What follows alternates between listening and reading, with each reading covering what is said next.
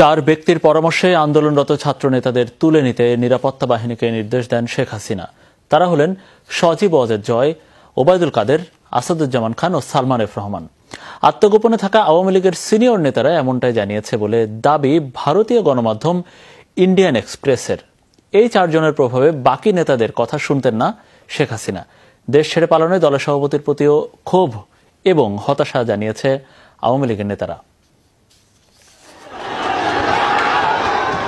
ছাত্র জনতার গণ অভ্যুত্থানের মুখে 5 আগস্ট দেশ ছেড়ে পালিয়ে ভারতে আশ্রয় নেন শেখ হাসিনা। এরপর থেকে আত্মগোপনে দলটির বিভিন্ন পর্যায়ের নেতারা। আত্মগোপনে রয়েছেন এমন সিনিয়র কয়েকজন আওয়ামী লীগ নেতা সাক্ষাৎকার নিয়েছে ভারতীয় গণমাধ্যম ইন্ডিয়ান এক্সপ্রেস, যাতে উঠে এসেছে চাঞ্চল্যকর নানা তথ্য। নিরাপত্তার কারণে অবশ্য এসব নেতার পরিচয় প্রকাশ করা হয়নি। ইন্ডিয়ান এক্সপ্রেস জানায়, সরকার পতন এবং শেখ হাসিনা পালানোর মতো পরিস্থিতি তৈরির জন্য 4 জনকে দায়ী করেন আওয়ামী লীগ নেতারা।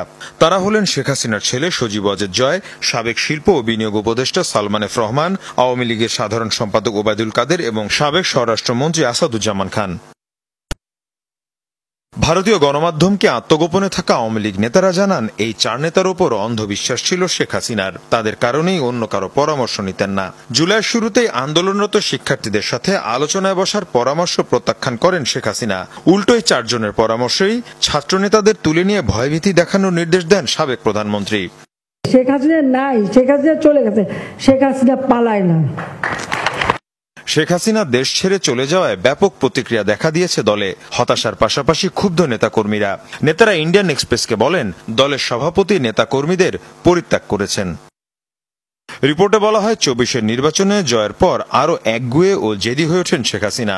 নির্বাচনে বিএনপিকে আনতে ভোটের বছর খানেক আগে বিএনপির সাথে যোগাযোগ করেন আওয়ামী লীগের কিছু নেতা, কিন্তু তাদের নির্বাচনে আনার পরিকল্পনায় সাড়া দেননি শেখ হাসিনা। এই যে উন্নয়ন আমরা করেছি, তারপরে যদি বাংলাদেশের মানুষ আমার পরিবারের সাথে এরকম করে, তাহলে আমাদের আর কিছু বলার আর করার নেই। জয়ের বিবৃতিতেও ক্ষুব্ধ নেতারা। তাদের মতে, শেখ হাসিনা দেশ ছেড়ে পালানোর পর তার ছেলে জয়ের এত কথা বলা উচিত হয়নি। পরিবারকে হত্যা করা হয়, যেটা একটা মিউজিয়াম ছিল। মীর মুশফিকা হাসান, যমুনা নিউজ। আমাদের নেতা